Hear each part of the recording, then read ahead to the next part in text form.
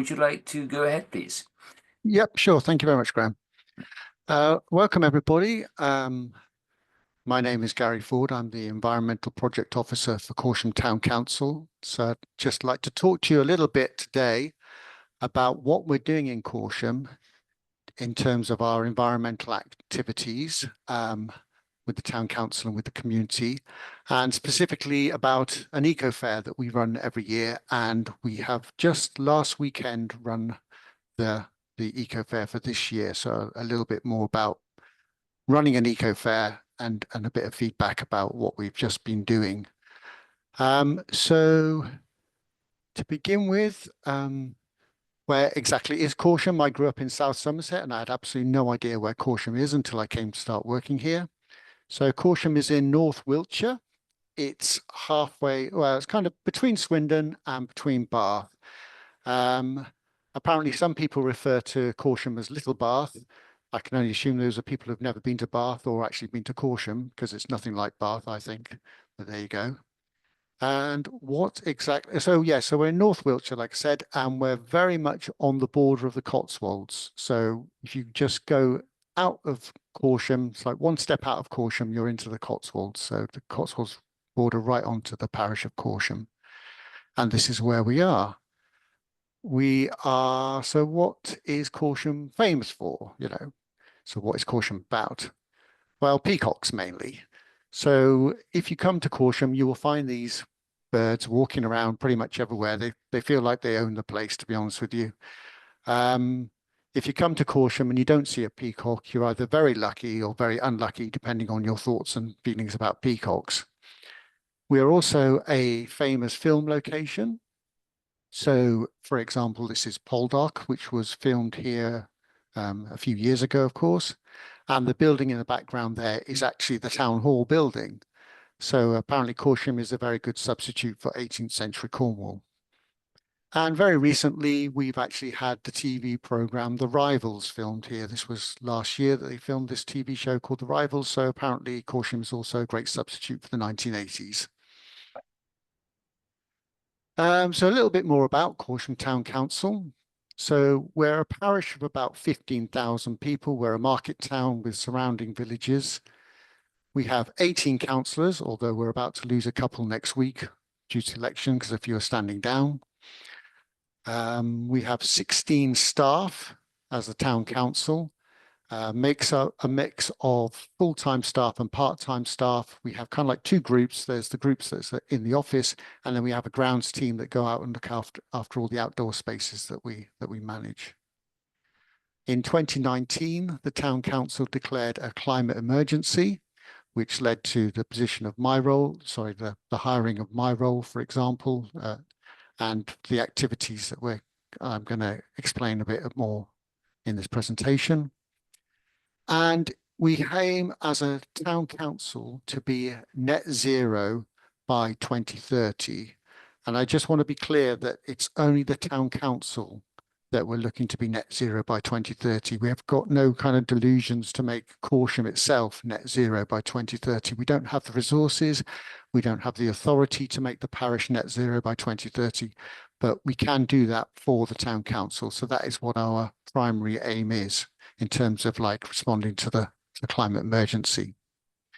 So in order to get to net zero by 2030, we actually need to know what our carbon emissions are, where they're coming from, how big they are, in order to come up with a plan of how we're going to tackle them. So every year we commission a bunch of consultants to give us a carbon report, and they produce this very nice little table for us, as well as a wider report on our carbon emissions across all of our categories of, our scopes. So scope 1, 2, and 3.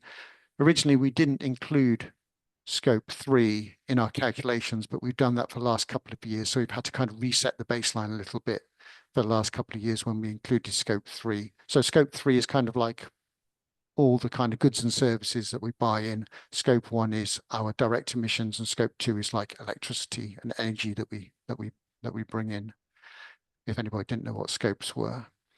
So this is our annual one, and we're just about to create the one for last year. So we're just, at the moment, my job is to kind of gather all the data together that we collect to produce this report, send it off to the consultants for them to turn it into a nice table, like I said. So at the moment, for last year, our total emissions were about 30 tons for the town council. And we think that that's a manageable amount to get to net zero by 2030. It's going to be quite a challenge, but it's not an overwhelming challenge. It's something that we think we can manage. And our biggest emissions is gas. We have too much gas, apparently. And this is what we use to heat the town hall building, which is a big, lovely old building, very leaky. And so it takes a lot of energy to heat it up. And we have quite a lot of carbon emissions. So tackling that will be one of our main challenges going forward.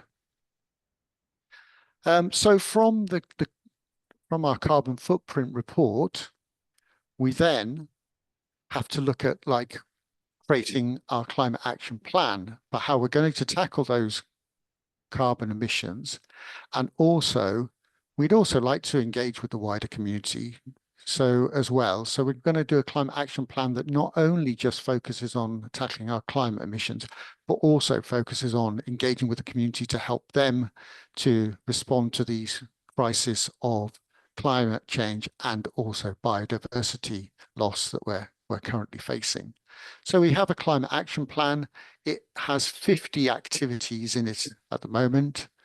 The plan is kind of split between items that are kind of grayed out, which are specifically about tackling the town council's climate emissions, and ones that aren't grayed out, which are more kind of like general environmental actions that we're doing, either tackling the community with the community or just generally helping the environment that aren't directly related to the town council's climate emissions.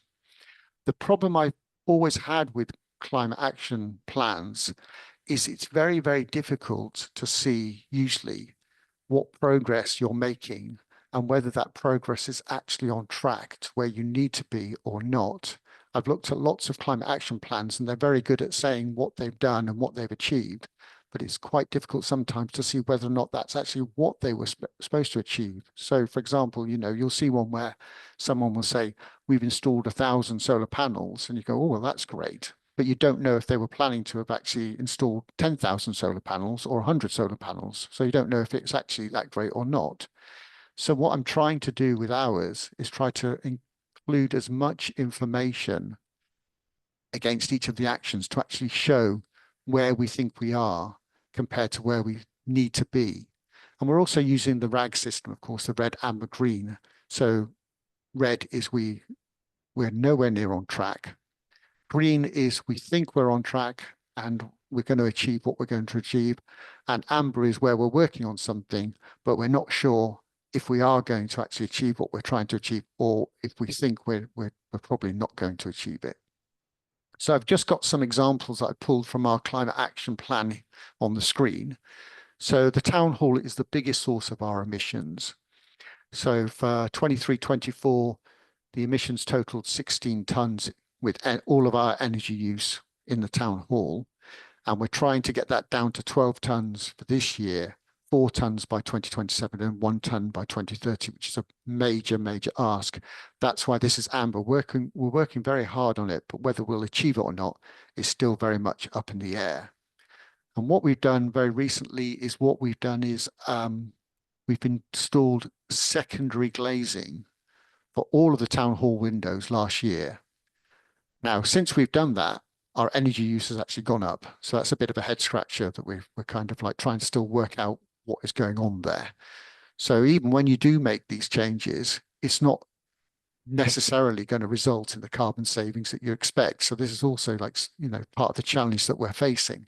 So we've installed all this lovely double glazing, and then we used more energy during last winter than we did in the previous one.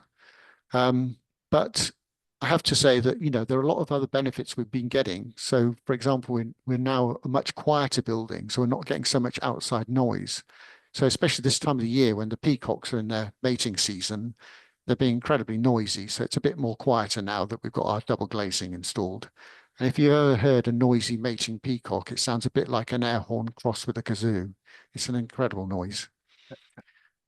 So, yep, so that's the steps we're taking for the town hall. one more positive one is replacing all the ground staff fleet with electric vehicles. We have 4 vehicles. We have currently 2 electric vehicles and 2 non-vehicles. We changed one last year. We're planning to change another one this year. So that target's green. We definitely think we're going to be on track to achieving 4 full electric vehicles for the grounds team by 2028, but definitely by 2030. So one that's red, for example, is working with the community. We're looking to give grants to local community groups to help them in their activities towards being more environmentally friendly, to helping the parish to be more environmentally friendly and to tackle climate change. But we do struggle to actually engage with local community groups in terms of giving out money, because I don't know what the reason is. Maybe they've already got too much money that they don't want anymore. I don't know. But anyway, we really, really struggle to connect with them, and we keep offering them money and they keep turning us down. I think one of the problems is they have to kind of like match fund it.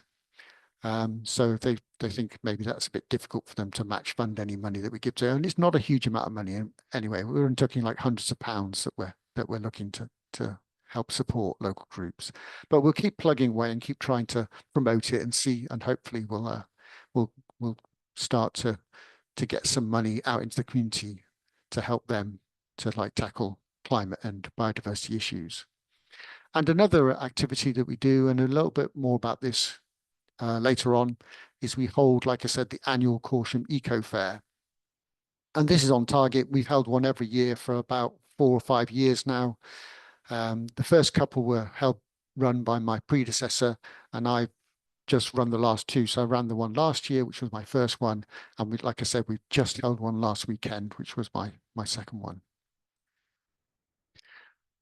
As well as a climate action plan, we also have a biodiversity action plan.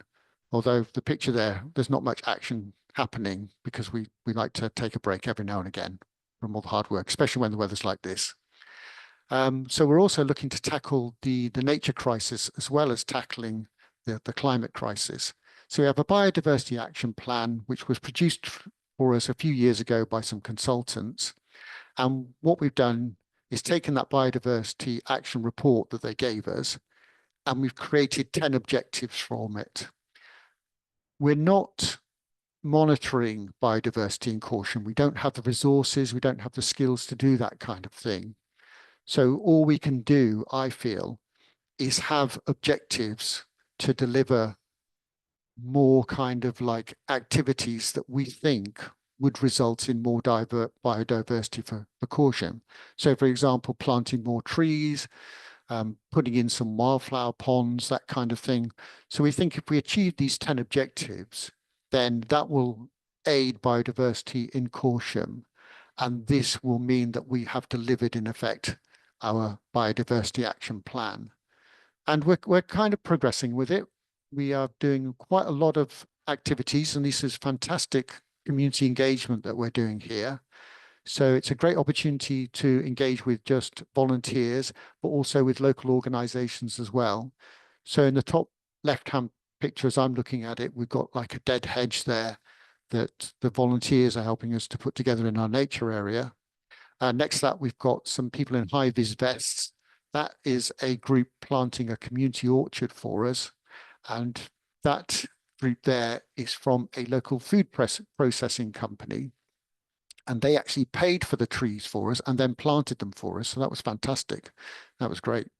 And we got lots of other organizations like the MOD, local businesses that we connect with and offer them volunteer days with us so we can take them out and help deliver some of these biodiversity activities that we do. So it's a great way of kind of engaging with the community, connecting with the community, and doing lots of good activities that really benefit people. They get them outside, doing positive things, helping to support nature. It's all great kind of like social activities. And like I say, we stop for tea and coffee as well, so everybody has a good chat and that kind of thing. And people hopefully really enjoy it. So in there, we've also got a picture of a hedge planting activity that we did. And last week, we just finished off digging our first wildlife pond. So there's a photo there of us digging away. And also we do things like we manage our wildflower areas and help promote and improve them. And there's a picture there of us helping to rake up the wildflower area. And that's a very rare photo because it actually has one of me doing something where normally I'm just too busy organizing to actually get stuck in and help. And also as another aspect of this biodiversity work that we do is by planting all these trees and hedges, we're actually offsetting our carbon emissions. And we think that the way we're going, that by 2030, we'll have planted enough trees and hedges to offset about 5 tons of our local carbon emissions.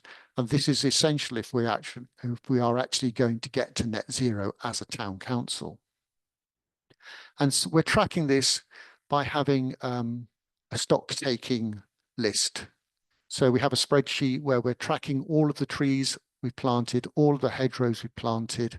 We're calculating how much carbon all of these activities are absorbing and how much they'll continue to absorb up until 2030. And what we'll do is we'll constantly monitor to make sure the trees are all still there, they're all still healthy, the hedges are all still there and healthy. We'll replace any that go missing through, just through kind of like they die off or just damage or whatever. And of course, we're going to be adding to this list as time continues. We're not going to just say, okay, we've planted enough to get to 5 tons. That's our target. We're just going to carry on every year, adding more and more where we have space and we see the opportunity. So this list will increase. So at the moment, we think we're going to hit 5 tons by 2030, but we'll probably exceed that quite significantly by the time we do actually get to 2030. So that's another thing that we're doing. And like I said, there's the 5 tons there at the bottom of the spreadsheet by 2030 that we think we're going to hit.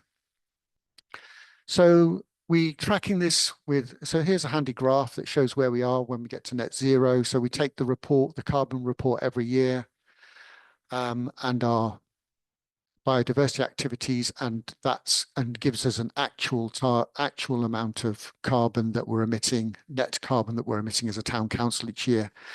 We have a target that we're basing on the carbon report that we get every year, plus where we think we need to be every year between now and 2030 to get to net zero. So these are targets that we're looking to hit.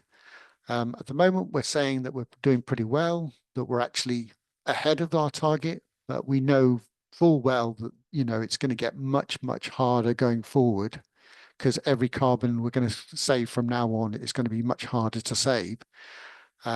So whether we get there by 2030 or not is still, I think, up in the air. But at the moment, so far, we think we're pretty much where we need to be.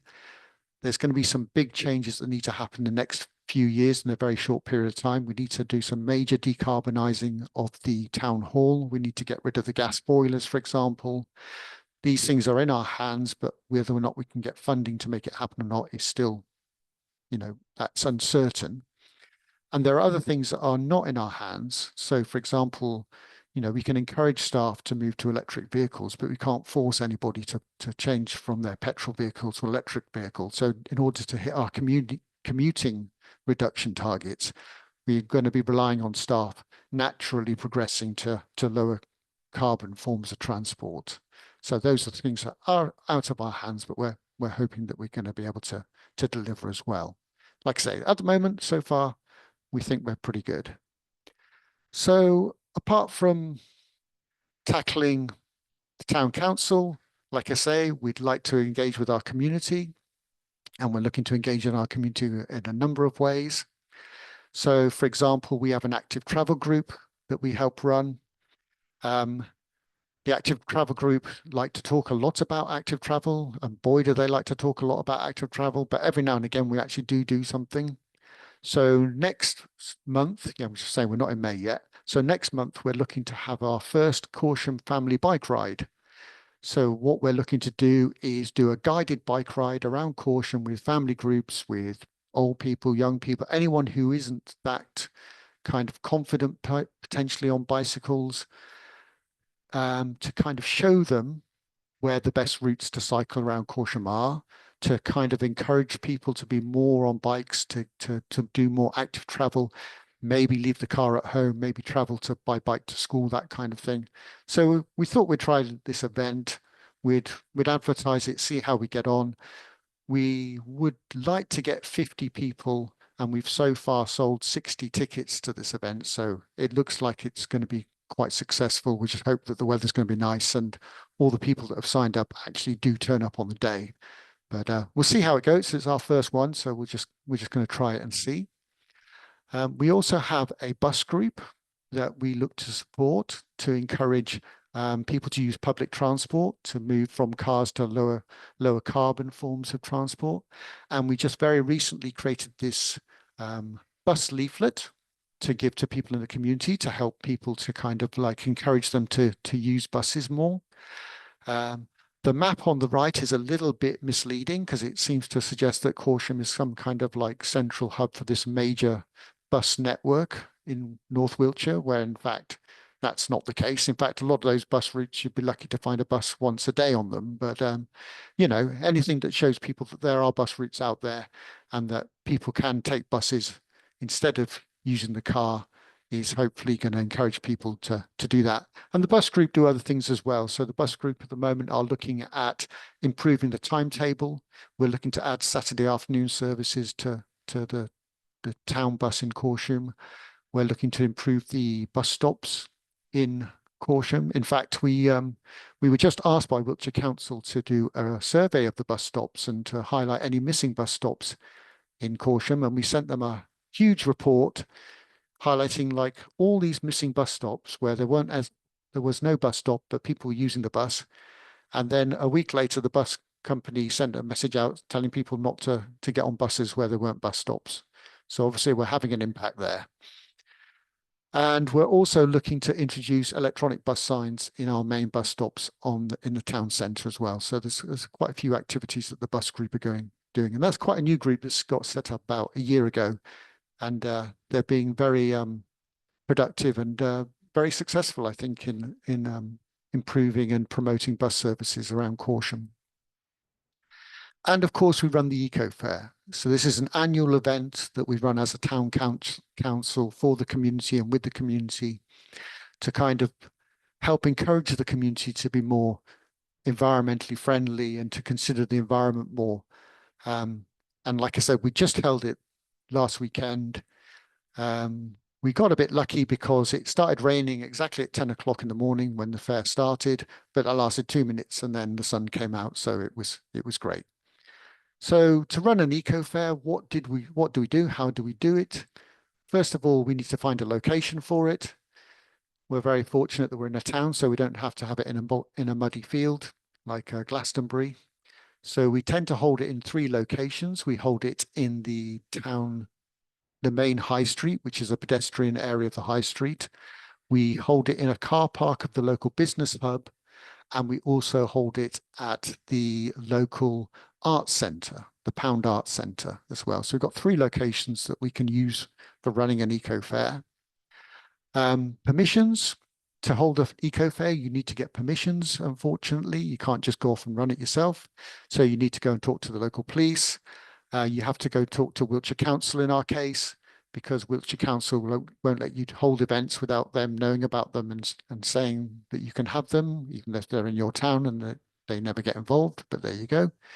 So you have to get permissions, and also permissions for people in the area where you're using their infrastructure, or if you're kind of like using areas that they use as well. So like, for example, the business hub to use the car park and the Pounds Arts Centre as a location. So logistics, like I said, you also need some logistics as well to sort out. So you might need some extra toilets, probably not that one, but you need some extra toilets. You might need some medical staff to look after visitors. And you might also need things like bins, etc. Although we don't have bins because we look to kind of minimize waste because it's an eco fair. So I keep saying like no bins, no free parking, that kind of thing. But logistics is something you need to consider as well. And then finally, you need resources. You need the resources to run the fair. So in our case, you need a lot of people to help organize it to begin with. And you need people on the day to look after stall holders, to look after people, to run events and activities. So we rely very much on our staff here and our town councillors to provide the people resources we need. And you need money as well. Our eco fair costs several £1000s to run. to organize and to deliver. And we get a little bit of money back from some of the stall holders that sell goods, but it's a nominal amount. So it does cost the town council a couple of £1,000 at least. But you can make these things as big and small, whatever your budget is, to fit the budget you have. So once you've got all that sorted, of course, you need people to come and participate at your eco fair. So what we do is we go out to stall holders, people who maybe have participated in other events that we run, like say the street fair or the local fetes or something, and we approach them if they've got an environmental criteria to what they do. They use natural goods or they sell natural products, that kind of thing. So we go to them and we try local nature groups or other kind of organizations in the area that have an environmentally friendly kind of like aspect to them. So for example, we contact the Brunel Shed, who have helped make bird and bat boxes for us. So they would participate. Fair Trade, which is scrap store. Anybody we can think of, we just put the word out there, see who applies. We check their criteria to see whether or not they actually meet the criteria of being part of the eco fair, and then we send them a form to fill out, and they fill it in, send it back into us, and we then allocate them a space at the eco fair. So we get participants. We had about 20 stall holders in total this year, which is about as many as we can manage. So we had a good turnout.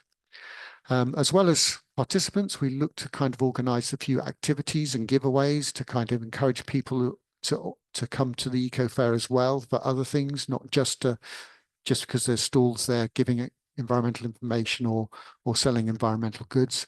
We try to give some family activities as well.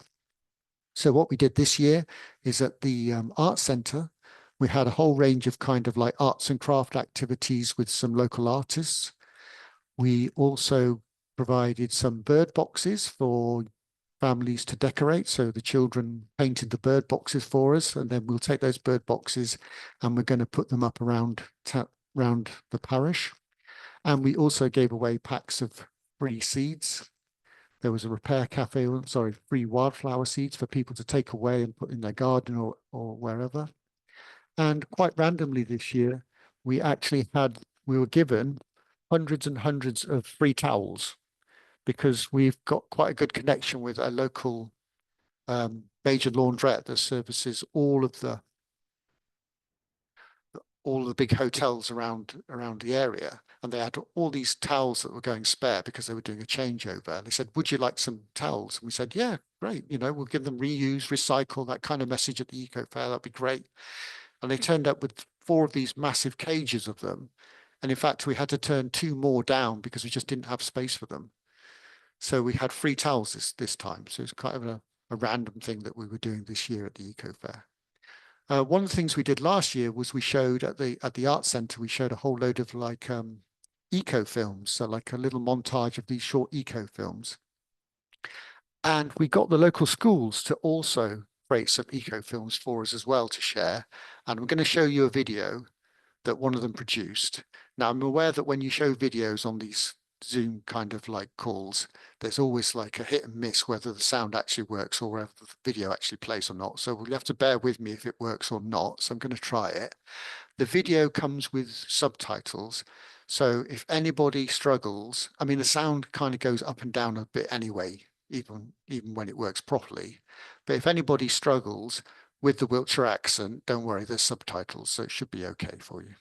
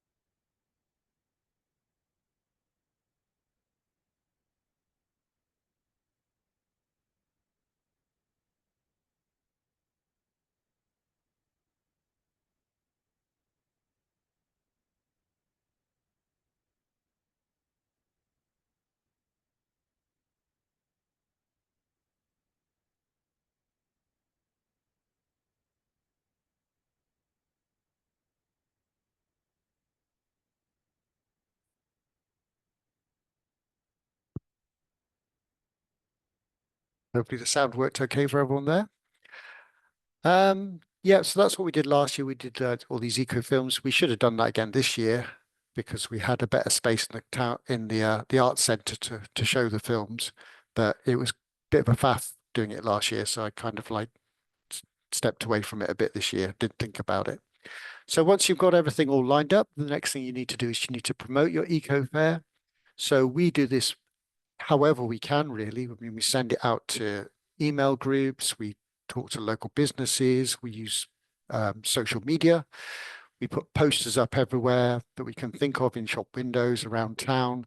Anything we can do to get the message out, to kind of like tell people what's going on, and just to encourage them to come into the town for the day and to come and visit the stalls, hear about the environmental work, talk to people, take part in the activities, that kind of thing.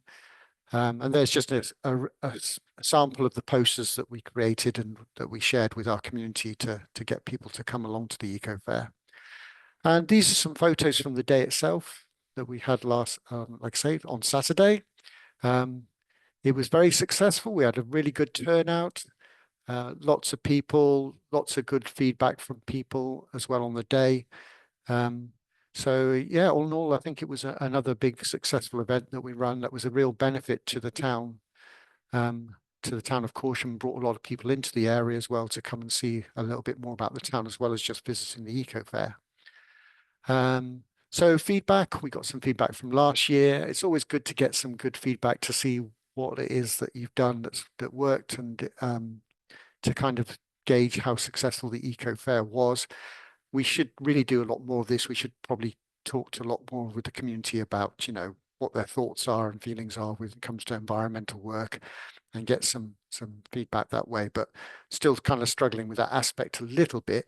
But it's always good to get some good feedback, and also anything where we think that there needs to be improvements going forward to how to deliver this fair that would have more of an impact, maybe, because I think it's great for the town and it's great activities, and it's really great for the participants and the people that come along and enjoy it.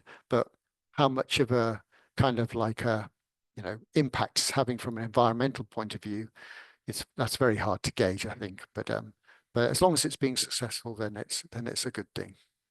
And that's it. So basically, if anybody has any questions, and I shall stop sharing. Gary, that was very uplifting. Thank you very much. A lot of people I know are asking, how on earth do we get started? And clearly you guys have got yourselves well on the path. I did have one question which occurred to me. You did a wonderful job of relating how you, A, set out your targets, and B, track how well you're doing towards them. But where do you get your figures from for calculating the carbon reduction that you've got from the trees you've planted and your orchards and so forth? I saw something referring to the knee-bone trees, but I've looked at their website and don't see anything there. Yeah, it's basically online, Graham. I just kept searching online to find what I thought were reasonable numbers in terms of carbon savings, and it tends to work out about 10 kilograms per tree for like a medium-sized tree. And yeah, I've just looked online for like, for hedgerows and trees to get some kind of like figure that sounded plausible, that we could use as a realistic, and one that we could then say to people, well, this is how we're basing our calculations on. And people would say, not turn around and say, well, that's absolutely rubbish. That's not unrealistic or whatever. And like I said, having a source that you could quote as well. So I can share you the link if I could still find it, of where we got those numbers from. But they do tend to be the same numbers that crop up if you just Google how much tree to If you get a carbon. chance to either throw the link into the chat or send it to me afterwards, so I'll get it out. But Yeah, no problem. thank you. The other question that popped into my head was, you're going to replace the gas boilers in the town council building, the town hall, with what? Air source heat pumps. Right. That's why I keep asking you about the air source heat pumps. Oh, Well, good. That was fascinating. Thank you. Let me ask if anyone else has got any questions for you. Stuart, you're always reliable to coming up with something. I just asked what sort of air source heat pump you're thinking of, because Well, I'm trying to do similar with our sort of village hall, and I think I'm going to go with small air conditioning units. yeah, They will cool as well as heat, yeah, and I yeah, think cooling is going to become more of an issue as time goes on. yeah. I mean, we, like everyone, we open the windows and turn on fans when it gets too hot, which is starting to get already this year. Um, we have actually got somebody coming in on Friday from an air source heat pump company, um, where we're going to discuss, and we've had a report done in the past about what kind of air source heat pumps. We're limited really in terms of space, even though we're a massive building, we don't own any scrap of land around it. Mm. So even if we put it on the back of the building, we're actually encroaching on other people's land. So we're kind of very limited. So we're going to, it's one of the the obstacles that we have to overcome. But we're going, like I say, we've got somebody coming in on Friday who we're going to have a bit of a site visit with and talk to them about and see what they suggest and what the options are. We had a company that did a report for us on decarbonising the town hall a couple of years ago, and they put together some facts and figures for us. And they came to us at the beginning of this year because we were looking to kind of move on and actually start the installation. They quoted us £40,000 just to do the consultation. Yeah, exactly. I mean, utterly ridiculous. I mean, exchanging the boilers is going to cost about £10,000. So why they thought, Do you have a DEC for that building? I couldn't tell you, Stuart. It's not my area of expertise, um, but we will be discussing all of this with the company on Friday and seeing what they suggest. I think I'd recommend checking out your DEC. It's a statutory requirement to have one, displayed energy certificate. And I gather when you get the certificate, they also advise on measures you can take to reduce the carbon footprint of the building. Yeah, like I said, we've had a report done. We've got a report. One of the measures was to install secondary glazing, and the heating bill has gone up. Yes. So, but we've also it's probably quite weather dependent and use of the building dependent. Yeah, but it wasn't that. It wasn't any worse this year than it was last year. If anything, it's probably a bit milder. I think it's just our heating system is so temperamental. It's very difficult to like kind of manage it to see what impacts. But I mean, it probably would have been worse, for example, if we hadn't put secondary glazing in. That's one way of looking at it. And we put in loft insulation as well. So that's two measures that we've done. Okay, thanks. Frank, over to you, please. Thanks very much. All very interesting. I wondered the success you're having in community engagement in the biodiversity action plan, you were saying doesn't seem to be reflected in the climate action plan, but in the biodiversity there seems to be much more projects that are council led that volunteers can participate in and support with very little need for bureaucracy or engagement or setting it up themselves. So I wondered whether you look at anything like that on the climate action plan where the council can take the lead in an energy retrofit hub information centre or setting up your own repair cafes so that people can get involved without necessarily having to take that first step themselves or do a lot of form filling. Yeah, that's absolutely right, Frank. And it's basically down to me not progressing it. I mean, I can only manage to do so much. Yeah. But I would say, like, on the community, on the climate side, I tend to play it down a little bit, but we are doing a lot. I mean, if you look at like, the active travel groups and the bus groups and that kind of thing, we are doing a lot of engagement with the community there. So we are quite successful, really. And when it comes to energy, where it just happens to be a coincidence that at the moment we're looking to run a community energy workshop in July. So Bristol and West Community Energy Company and CSE Community. What does CSE? I can't remember what CSE stands for. But anyway, these two big groups in the area, energy groups in the area, want to target Corsham as a potential community energy hotspot, as it were, and they're looking to run a workshop in the town hall in like I say, in early July. So we're going to now start pushing that out to the community to get the community engaged and stuff. So we're actually, it looks like very positive things are happening very, very recently.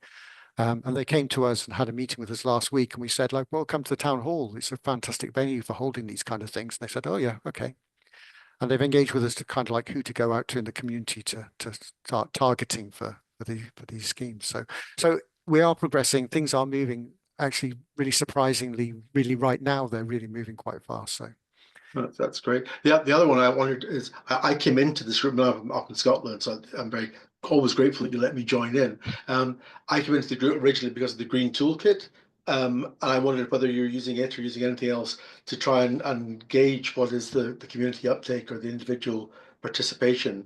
Is there any tracking tool you're using to try and say, right, what are people thinking out there? What are they actually doing? no, we're not tracking at the moment impact in terms of people's, Signing up. concerns about, but things like, yeah, how many volunteers we get, how many events we run, what kind of participation we get. We track all that stuff. So, like last year we had over 200 volunteers that turned up to our biodiversity activities. So we do track what we can in terms of like the data we have, but in terms of like surveys and stuff, we've been doing a lot of surveys recently on active travel and that kind of thing. So we don't want to kind of overwhelm the community with surveys and feedback and all that kind of thing. But we just think like if we're delivering these things, people are turning up and enjoying them, then we're making progress. Very good. Andrew, please.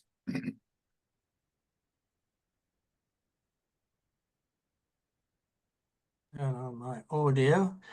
Yeah, Gary, thanks very, very much. That's very helpful. I know Corsham very well, and maybe I should take this opportunity to say what a wonderful place it is. And if anybody's anywhere near it, please visit. It's one of the country's finest little towns, I think.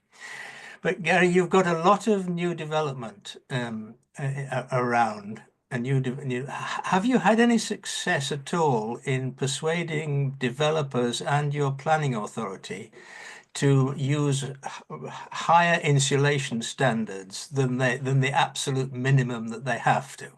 Because we haven't. Yeah. I mean, Wiltshire did their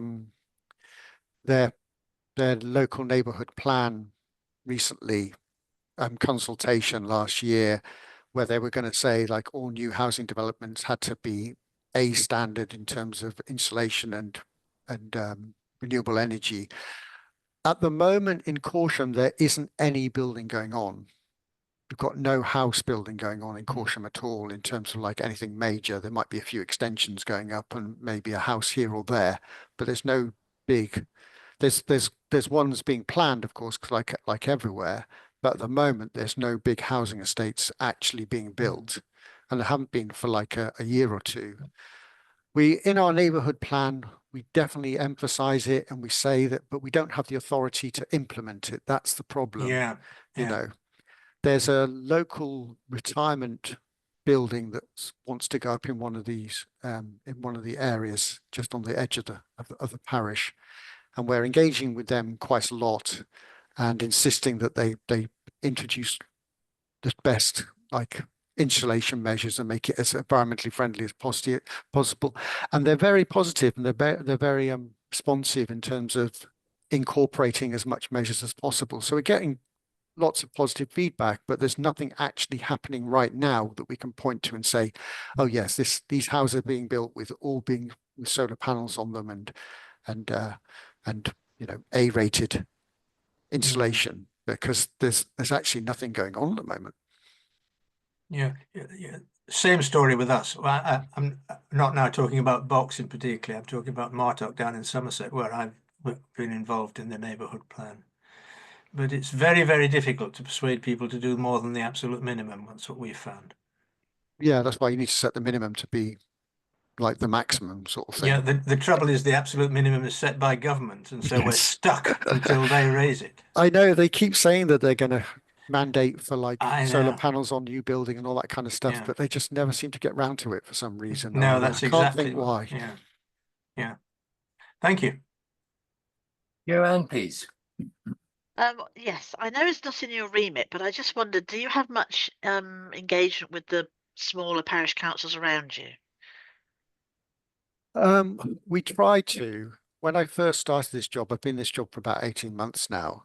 I thought there would be quite a lot of interaction, specifically with the county level environment team and with maybe parishes around. And we do some every now and again. So we had a visit from Cirencester Town Council a few months ago to find out what we're doing here and to kind of like idea share and stuff. And we have liaised a little bit with Box as well, but it's very much standalone. You know, there's lots of great stuff that's being done. There's areas like Frome and Bradford on Avon that are kind of like market leaders, as it were, in some of the things that they're doing. And we keep an eye on them, and we look, you know, we contact them if they're doing something that we think sounds really interesting and would work here. But generally, we all seem to be our own little kind of islands, you know, tackling our own communities. Because to be honest with you, like, you know, tackling just Corsham is a big challenge in itself.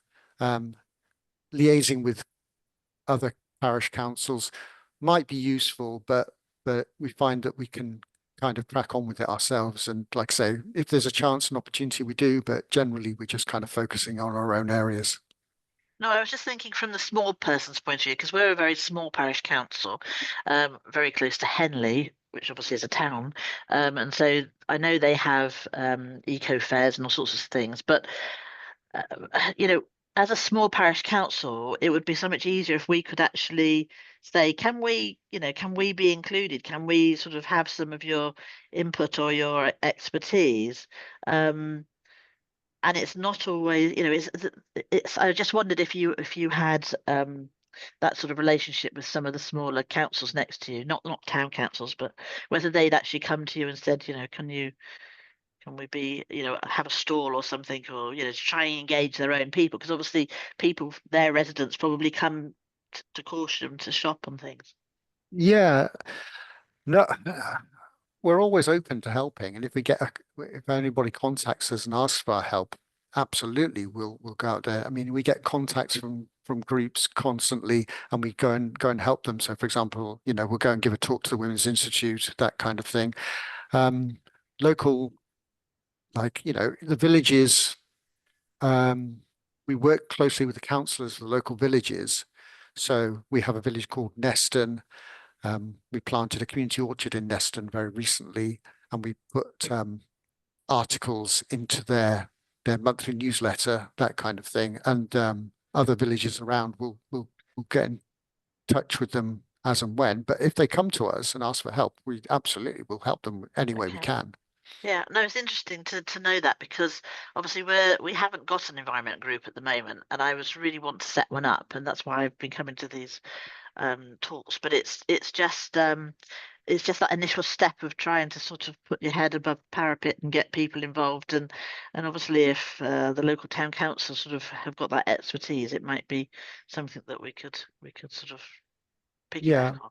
Yeah, Thank you very much. I find like the biodiversity work really helps in that respect. So like, you know, we just have an email list of like 80 people. I mean, you always get the same kind of core group that turn up for most activities, but it's just a good way of communicating what you're doing and getting some support for like, and biodiversity activities do tend to get quite a lot of support from right across the parish, for example, right across the community, just to come along and plant a hedge. That's just so it makes the town of the area look nice, that kind of thing. So it's a good way of getting connections, I think. I think the trouble that we have is that we don't actually own any land. Yes. Well, apart from one playground. And so it's sort of more of a, you know, getting the locals to you know, manage their own land to do it. Even our village hall is actually owned by a memorial trust. So even there we have to, you know, sort of try and influence, but we have no, you know, can't do it directly. So we would love to plant a community orchard or something, but, you know, we haven't got the land. So it's well, you can start with a hedge. Frustrating. You can start with a hedge in the play park, because that's what we do. Yes. We plant hedges along the railings of the play parks as a good Yeah. starter. We would love to, but unfortunately, out the playground that we've got is totally surrounded by it was included in a housing estate, so it's sort of totally surrounded by the fences of all the gardens. That for some reason, I'd love to swap the plot for somebody else. You know, build a house there and buy a plot somewhere else. But I'm alone in that view. So okay, thank you. I could just echo, Joanne, that what Garry was saying about the community stuff for the biodiversity in Long Sutton in Somerset. They really have managed to get hold of a field which did belong to was deeded to the parish some time ago, and they've been using it as an allotment, and it's now gone to the environmental group. And the response has been astonishing. And just as Gary's video showed the children piling in, they've decided to put one area of the field for a pond, and another area for bug houses, and others for bird boxes, and all the rest. And the effect upon the community is galvanizing. So if you can find some local landowner who's prepared to make over a field to you, it does make all the difference. So just going on our own experiences in the local area. Frank, you have another one. Just quickly, it's more for Joanne. What we've been doing recently is working with 8 or 9 villages. So all of us are fairly small villages, but we have one high school in one of the local villages, and all the ones in that catchment area have come together at the Southwest Surrounding Climate Action Network. Because if you feel kind of isolated yourself, Joanne, there's probably people in neighbouring villages who feel equally isolated. So if you can come together and cross-fertilise in terms of sharing ideas, one of you puts on a film show, the other share and attend it, and you gradually build up in that way. And again, this is probably slightly different down south, but we satisfy Section 19 of the Community Empowerment Act, so we're able to submit our own local place plan with a climate focus, as well as individual villages submitting place plans. So you can get perhaps a critical mass by combining with neighbouring villages until you get the momentum up in your own village. Well done, Frank. Thank you. I do have one more question, Garry, for you, please. No mention anywhere in your presentation about EV charging points. And I thought as a place where lots of visitors were coming to see all these movies being made, would there not be an advantage in going for EV charging points with you? EV charging points we have the same problem in that we don't have ownership of the land, or we don't manage the land where you'd put EV charging points. So EV charging points are the remit of Wiltshire Council at the moment. There is huge amounts of work being done on EV charging points at the moment. So, for example, they did contact us to ask where to put them for people that don't have driveways, that kind of thing. So good streets for putting EV chargers. So responded to that consultation. There are lots of work being done at the local community centre, the campus. So we've got this massive kind of like sports complex, the high school next door. So they're putting in loads of EV charging points there at the moment. There's a few around town, but it's very much like I say, the remit of Wiltshire Council, and they are kind of taking it and running with it across Corsham, I think. Like I say, there's work at the moment that's going on, and we're expecting quite a lot more in the future. Okay, thank you very much for clarifying that. Graham, the area is very well known for coaching inns, though. Right. So they're looking after all the horses, are they? Let me just check with anyone, please, if there are any other questions that need to be asked. No. I've yet again failed dismally to remember what's coming next week, so I'm afraid I can't tell you, but I will send out an invitation later. Thank you all so much for coming along and for your help and questions this week, and we look forward to seeing you in the future. Garry, thank you again. Yeah, thanks Very a lot. much. Take care, everybody. Bye-bye. Thank you, Garry. Bye, everyone.